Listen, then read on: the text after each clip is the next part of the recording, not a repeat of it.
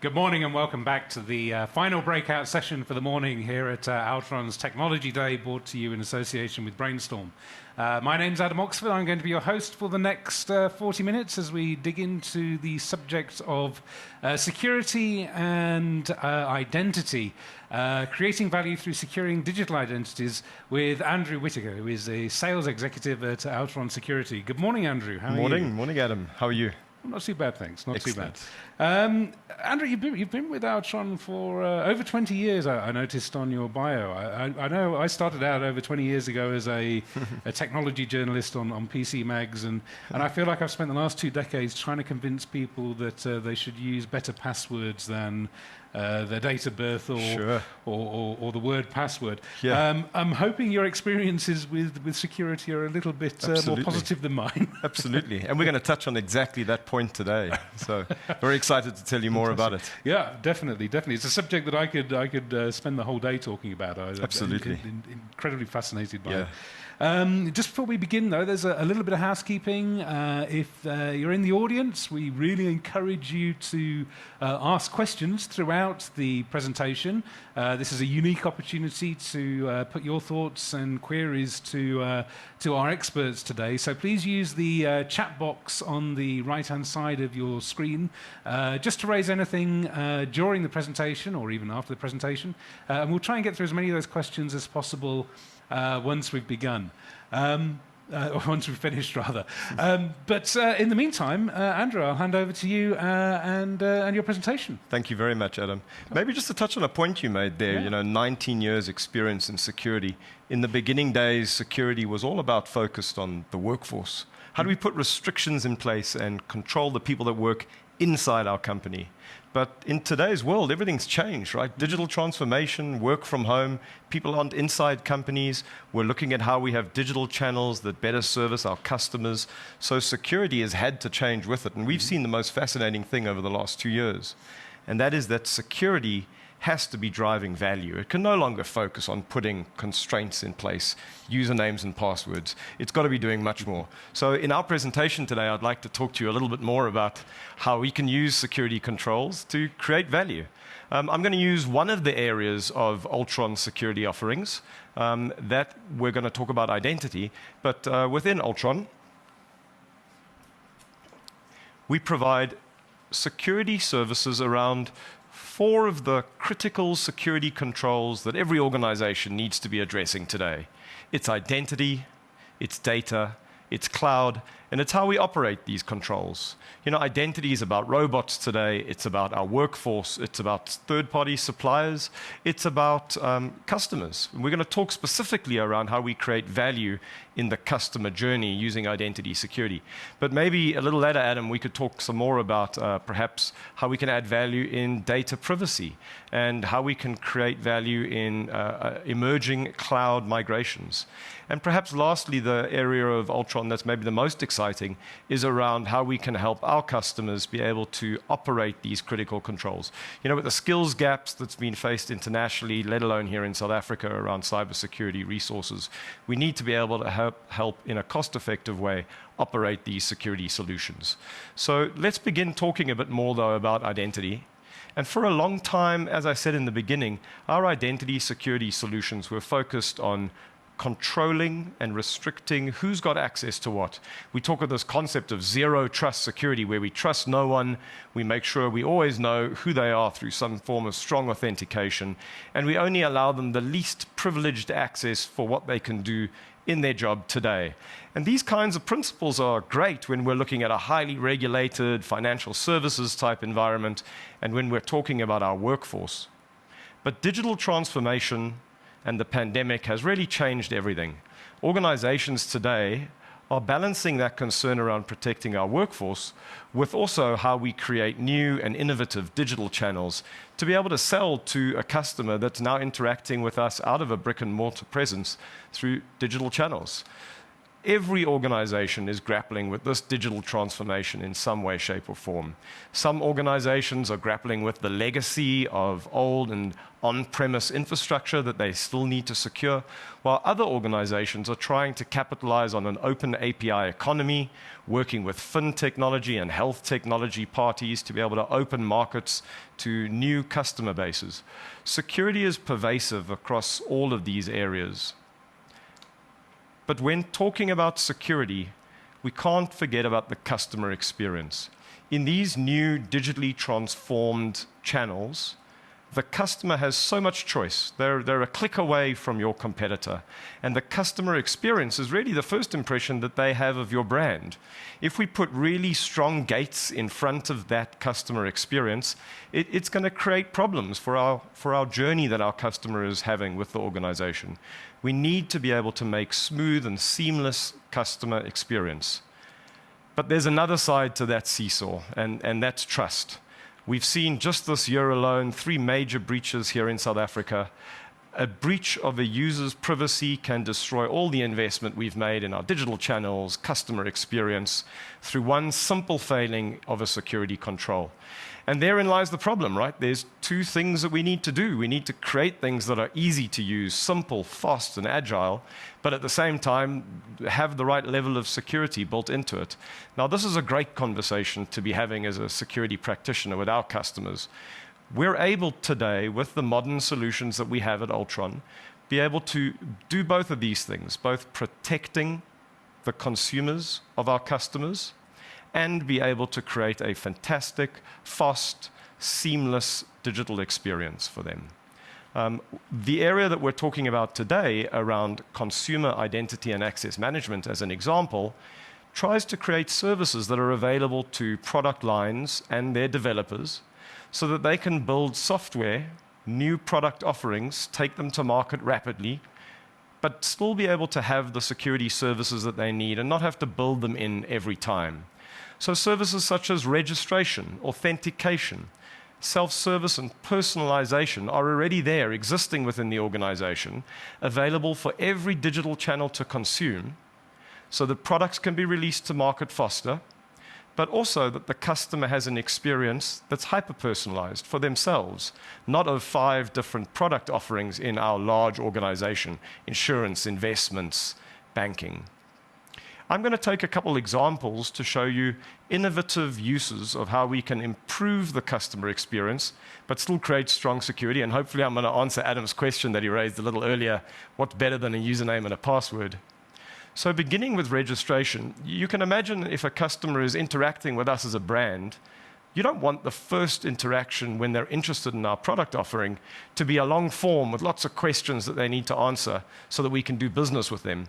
Beginning the progressive profiling of our customer using a social login is a far quicker way to get them to engage with us, but for us also to know who they are.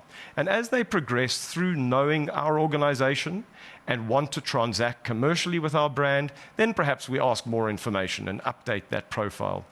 This profile is available centrally. It's available to all the digital channels. So as we learn more about the customer as they're exploring across channels, we're able to use multiple different abilities to be able to identify them and expand our knowledge of them. That's registering. What about knowing who they are each time they interact with us? Well, usernames and passwords are bad. We need to have stronger forms of authentication. We're doing this already today. Often people are sending SMSs like one-time PINs during the user authentication process, but we've all seen the fraud attacks against these easy, strong authentication mechanisms. Things like stealing SIM swaps to be able to get access to people's credentials, to be able to get access to that one-time PIN, can negate the entire strong authentication. Passwordless authentication is a new ability. We show a user on the login screen a button to click. We don't even ask him for the username and password, and we present them with a QR code. They've got an app from our company on their phone already, and they're able to scan that QR code, potentially even using biometrics on their phone to prove their identity.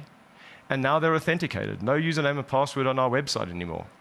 Not only is that a seamless customer experience, But we also proved that the person who's got the phone is at that computer monitor at that point in time. They scanned the QR code. So we're actually providing a stronger form of security that's better for the customer experience. Customers typically interact with a brand in product houses. I mentioned insurance and investments and financial services as perhaps different product offerings of a customer. Every different interaction from an app and maybe a different product house in a website collects information about personalization, but typically does that independently. That doesn't create a customer experience of a single brand. Security can centralize this customer profile and then make that information available to each digital channel. And as the customer moves through the customer journey and updates their personalization, they're creating almost a hyper-personalized experience for themselves because that information is shared across all the digital channels. Now, with the advent of legislation, such as in South Africa, the Protection of Personal Information Act, internationally, the General Data Privacy Regulations, consent matters. Asking a customer that they're aware about what we are storing from them and how we share that information is vital to compliance with some of these legislation. Again, you don't want a customer to be creating this consent individually in every digital channel. It's a fractured and disparate view of our company. Rather, we want to be able to centralize this information, allowing a customer to be able to, on demand, manage all of their consents to terms and conditions and data privacy legislation. A last unique use case is customer verification services. I spoke about strong authentication earlier, where we're able to use an app on a user's device to be able to authenticate them. Typically, this is a user visiting us. But what if it was the other way around? What if a user's not interacting with us through a digital channel? What if the user's dialed in to our call center? Typically, we handle this with very weak and cumbersome challenge response questions. Quite often, this leads to high rates of call failures when users aren't able to remember their information we're asking for them. Our modern, strong authentication solutions can easily be repurposed in reverse, where a call center representative triggers a push notification to the user's phone once they've dialed in. And again, we're able to use advanced things like biometrics on the device to be able to prove that this is, in fact, real-time, the person who we're talking to. So in these few use cases, I've tried to demonstrate how security, when applied correctly, is able to create a better experience, create additional value. And yes, these are still very technical things. We talked about a unified customer profile. We talked about standards-based ways to authenticate and authorize people, multi-factor authentication. But equally to a business person, this means collecting additional insights about our customer base. It means being able to develop products without having to think of security in every iteration so that we can go to market faster. And it means ultimately that customers have trust in our brand, which is vital today. I'd like to end. I'm very excited. On the call today, we actually have Old Mutual who's listening in, so hi team from Old Mutual. Old Mutual partnered with Altron earlier this year, and they were trying to resolve exactly these challenges. They were encumbered by legacy technology that wasn't allowing them to launch digital products faster, prioritize customer experience, attract and retain customers, and ultimately drive revenue and make sure that security is not a burden to the business. And we're very excited as Altron Security to be partnered with Old Mutual on this journey as we create these capabilities. So thank you very much for your time listening to me today. I really appreciate it. There's contact information on the screen if you'd like to reach out to us for more information. Thanks very much. Thanks, Adam. Thanks, Andrew. That was really interesting, really interesting, and fantastic on the announcement at the end there. I'm sure there'll be a lot of questions about that. I do want to remind people that if you do have any questions at all, this is a unique opportunity to talk to the experts at Altron. So any questions you have, please pop them in the chat window, and we'll try and get through as many as possible in the next 20 minutes or so. But from my point of view, I'd like to start off with a question around Poppy particularly and Papaya compliance. It feels like not that long ago that as a tech journalist, I was churning out articles about GDPR readiness and more to the point, GDPR unreadiness, right up to the deadline day. Generally speaking, I mean, what's your feeling about South Africa? We have a deadline now. We have a date. It's been a long time coming. Yeah. Are companies ready for it? Absolutely. You hit it on the nail. Hey, look at the guys in Europe, right? GDPR was promulgated years before it was actually required to be complied with. And the frantic rush that happened in the last 12 months to obtain that compliance was frenetic. And obviously, we're seeing a lot of that in South Africa. I think a lot of organizations that we deal with, our customers, have for a long time looked at structured data, where we're storing really sensitive information in large databases and how we protect that.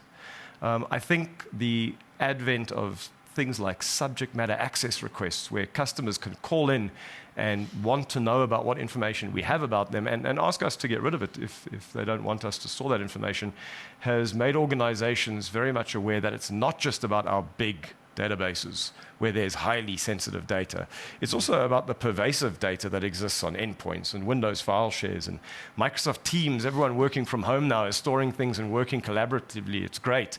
But we're creating so much privacy information that's stored in those locations. So certainly one of the things that we're seeing at the moment is how we bring the good security controls that are in place on structured data and how we add that to unstructured data. It's a little difficult there, right? Because we've got so much petabytes of unstructured data lying around. We need to find it. We need to, in some way, classify it to at least know if it's PI data or not. And then if it is, we need to be able to apply good records management processes.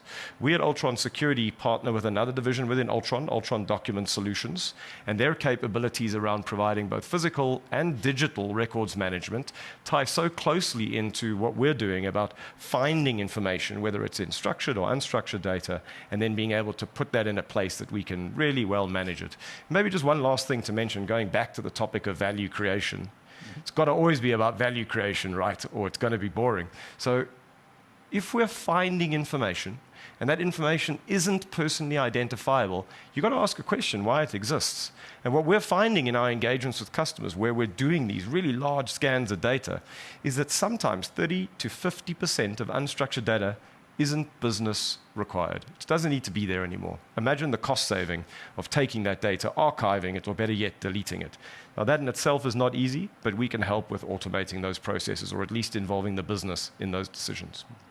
And I think that's right at the heart of the identity management question is you've got two competing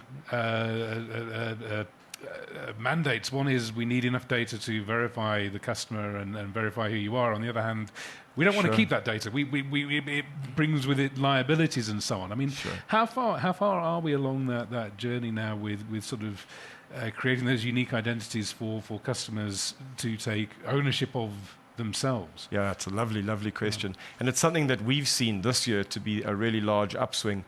Yeah, there's been a topic for a long time of this concept of a self-sovereign identity. The ability to give Andrew the ability to manage his identity. Wouldn't that be great, right? Why does the bank have to be my identity provider, or the telecommunications company, or even national government? How can I tie these things together?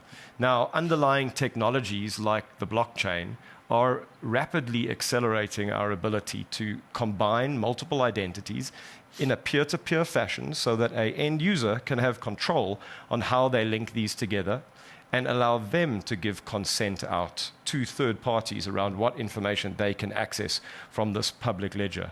So it's still early days. I don't think it's something that this year is going to reach levels of maturity, but I can tell you all of our customers are looking in some way, shape, or form about how they can better enable their consumers to be able to be in control of their identity information. And self-sovereign identity, I think, is going to definitely be the future of that. And you mentioned the dreaded word blockchain there, and I heard at least a third of the audience click off as soon as you said that. But I mean, this isn't just hype anymore, is it? I mean, this is being put into reality. We're seeing legislation in Europe like PSD2 starting to move towards that open API economy that gives consumers this kind of control. Sure. It's very interesting that you mentioned that. I was going to include it in the presentation as one of the innovative use cases that's creating value around identity. But you brought it up, so maybe I can just expand on what is PSD2 firstly. So in Europe, Payment Services Directive 2 is a legislation across Europe, and in the UK it's been implemented as a law called Open Banking. And ultimately, it's giving consumers the ability to get access to that information that a financial services company has about them. Really, there's two kinds of information. The one is your transactional information. there's all sorts of innovative use cases. If you could give your banking transactional information to a third-party fintech company, they could mine that information and give you advice on how to better your spending patterns, for example. Now, this, when applied right, is as useful to the bank themselves because they've got now a new access to customers that they can sell products to, perhaps investment products or banking services and the like. So it's a very interesting collaboration between smaller fintech players and larger banks. And the open banking legislation provides the law framework around how this should work. Why are we talking about this in an identity context? Well, it is all about identity, right? If we can't securely authenticate the customer, if we can't tell who is the end customer in front of a fintech organization when having a communication with a bank API, then all of this would fall apart. So open banking is a really interesting legislation in the UK. Unfortunately, in the UK, maybe it's quite onerous. The advantage we have here in South Africa is we have no legislation telling us how we have to do it. And I think the banks in South Africa are certainly, since already a year ago, paying close attention to how an open API economy can drive business for themselves, and of course how identity is so essential in that security discussion. You raise a good point. Obviously, PSD2 and a lot of these technologies are highly applicable in the financial sector.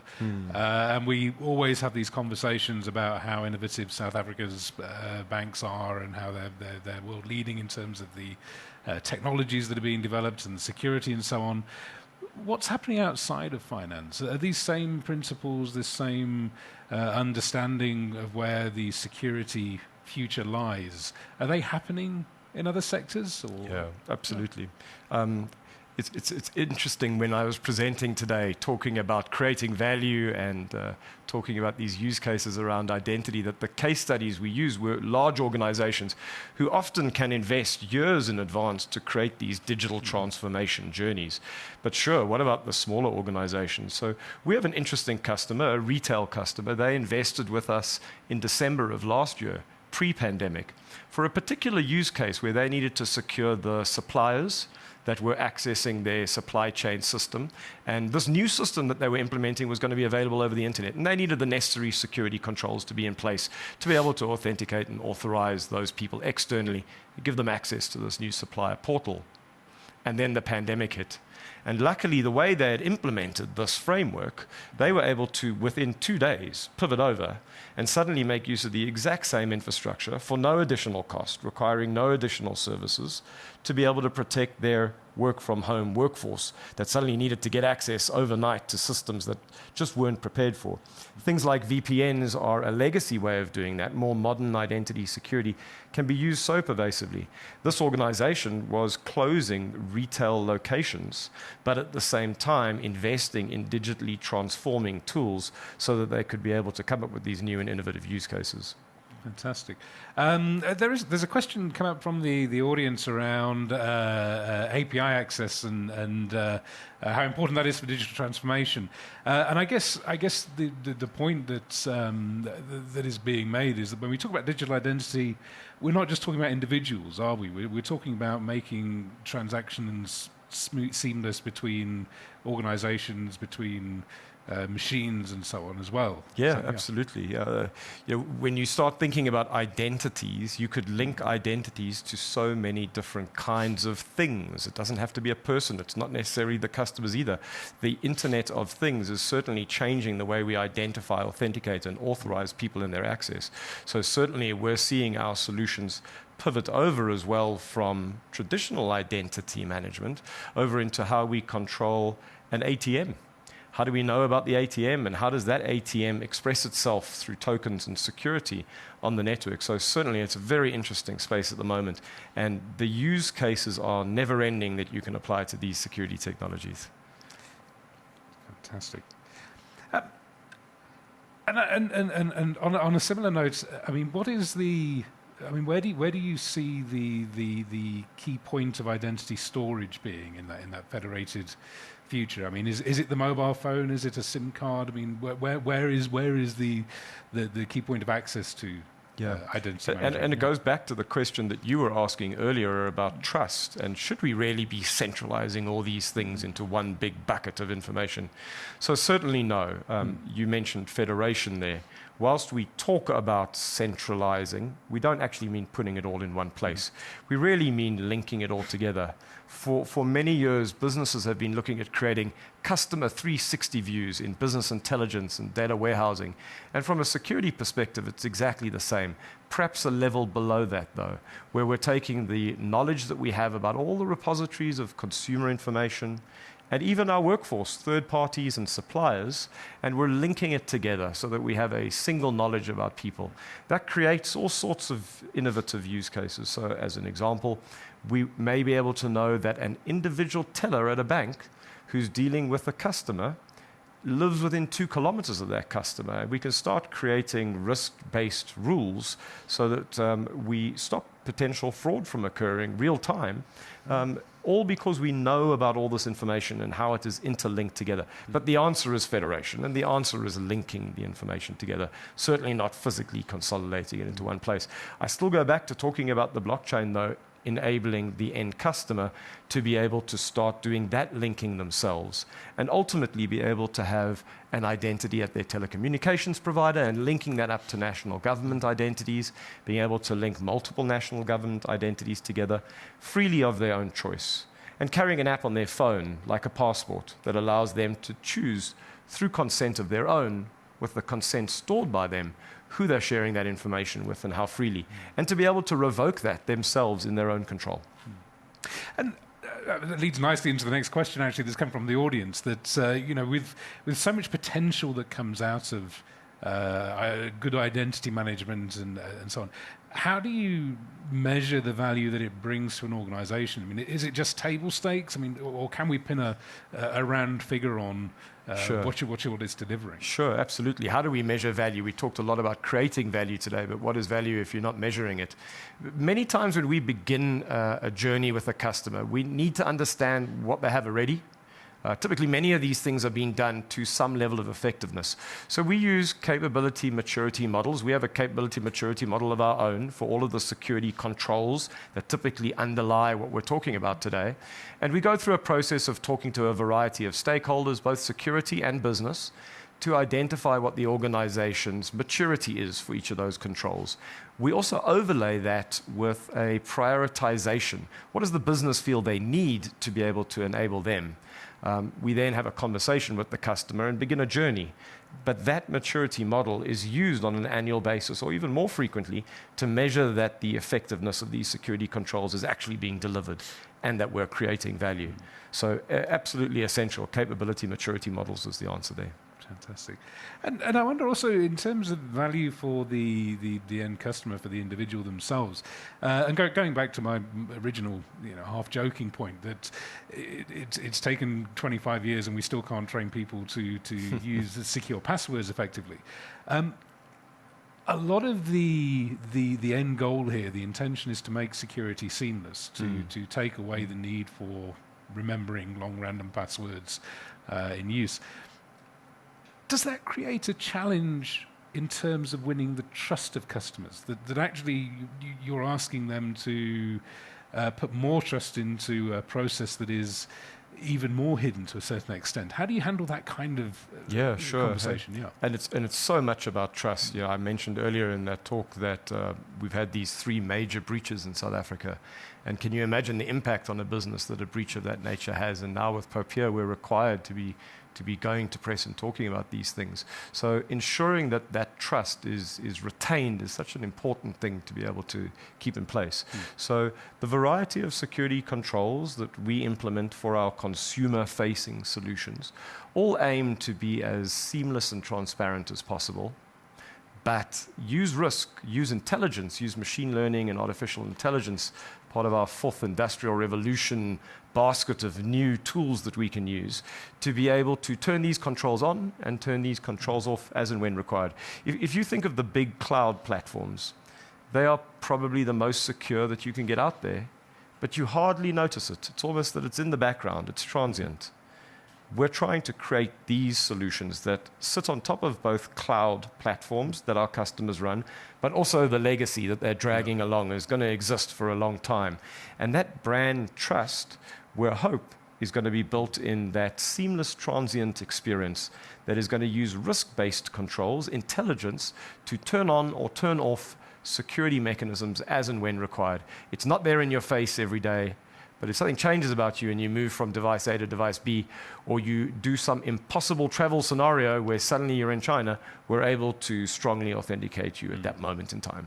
And is there an education play there as well? I mean, we've seen the banks being able to authenticate people using facial recognition on their phone and things like that. I mean, do you find customers inherently trust their phone manufacturer, or do they start asking questions about, no, it can't be as easy as that, surely? I think people do. I think across market segments, a trust has been built into the device that I carry around with me every day, and really, in many ways, rules lives today, doesn't it?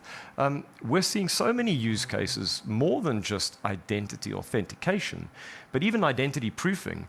There are Whittaker and Whittaker capabilities today to be able to register a new customer completely remotely, no touch, through the phone using liveness detection, correlating the biometric information both from a picture of the face and something on your ID card, green barcode, green ID book or barcoded ID, correlating that with the Department of Home Affairs National ID Register, and being able to say, yes, in fact, this is Andrew, live and in person in front of me. There's all sorts of attacks that can be made with that. You can get a mask these days. You can actually online go and buy a mask of your friend to be able to try and pretend to be him. But liveness detection tools have come so far that they can detect injection of videos into the phone. They can prevent against mask attacks. So certainly what we're seeing, even in highly regulated environments, is that there is an implicit trust that has been built into these devices, obviously with the right certification. And there are so many ways today that we're able to now interact with the customer and prove that they are who they say they are, well beyond the username and password and strong authentication. That's good to know. I always worry about facial recognition, that you could fool my phone by drawing a face on an egg and holding it in front of the phone. But sure.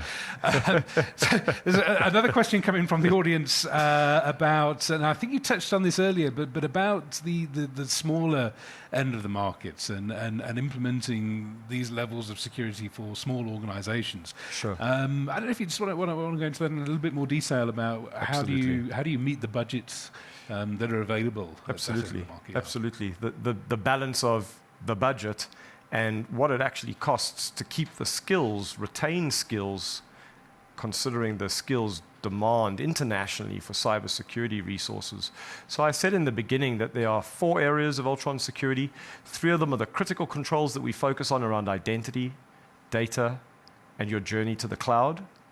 But the last area is our managed security services, where we use the base of our cybersecurity operations center to be able to monitor your environment, but then on top of that, operate these critical security controls in a cost-effective way for the mid-tier customers and enterprise to be able to not be reliant on these high-cost skills in their organization, but rather have a partner in Ultron that's able to take the concern away in getting value, but also availability of these very important controls that needs to be in place. Fantastic. One question from me, going back to the idea of shared identity being used or a federated identity being used between different companies and organizations. Is it still a struggle to convince large corporates that they should be collaborating this way or choosing common platforms around security? I mean, is the attitude that my data is my competitive advantage, therefore I need to keep it to myself in place? Yeah, we're seeing so much collaboration. Security is an industry where if collaboration isn't done right, unfortunately, we're all going to live in our own pockets and not learn from the experiences of others. So certainly, we're seeing a lot of collaboration. But that collaboration is not just about building shared knowledge. That collaboration is also around how do we create additional revenue streams. And we talked about earlier those innovative use cases through which partnerships can be created to extend the value ecosystem out so that new pockets of customers can be found. I think that's the dream of every organization today, to have access to new customers that were outside of their traditional reach. Why are we talking about that in terms of security? Well, if we're working in ecosystems, security needs to be at a level of maturity where we're able to secure an end customer all the way through multiple parties. And again, there's so many emerging standards that are able to help us with that. I didn't talk too much earlier about open standards, but things like OpenID Connect from the OpenID Foundation and OAuth 2 are all ways that we can issue a token to an individual. That token can represent them, and they can pass that token around to multiple parties, but that's representing their identity. And we can pass that token through intermediaries so that ultimately the end organization that wants to be able to collaborate with a customer can do so through a wide ecosystem. And also other initiatives like client-initiated back-channel authentication.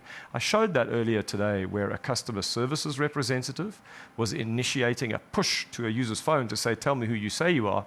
Well, the customer could initiate that themselves as well when interacting perhaps with a fintech company, but that fintech company has access to the end customer's bank account records. Well, we want to be able to ensure that the end customer really is there. So the bank, when receiving this request from the fintech company to be able to get access to this information, the bank would do a push notification, again, client-initiated back-channel authentication to the customer's phone to be able to push up their authentication level and know that they really are who they say they are. So these modern security controls, all based on open standards, are so important to creating these modern digital channels. And these are so required today, right? Work from home and end customers not being able to visit our brick and mortar locations are requiring organizations to think so innovatively about how they build these digital experiences and how we retain brand trust through security. So we're starting to run out of time, but I think we've got time for one more question. I hope it's a quick question, but probably not. Historically, for organizations, security has been a bit of a fire and forget kind of operation. You put a firewall in place, you create your network passwords, and you make everybody sign your policy document, and that's it, compliance done, tick box, we're done.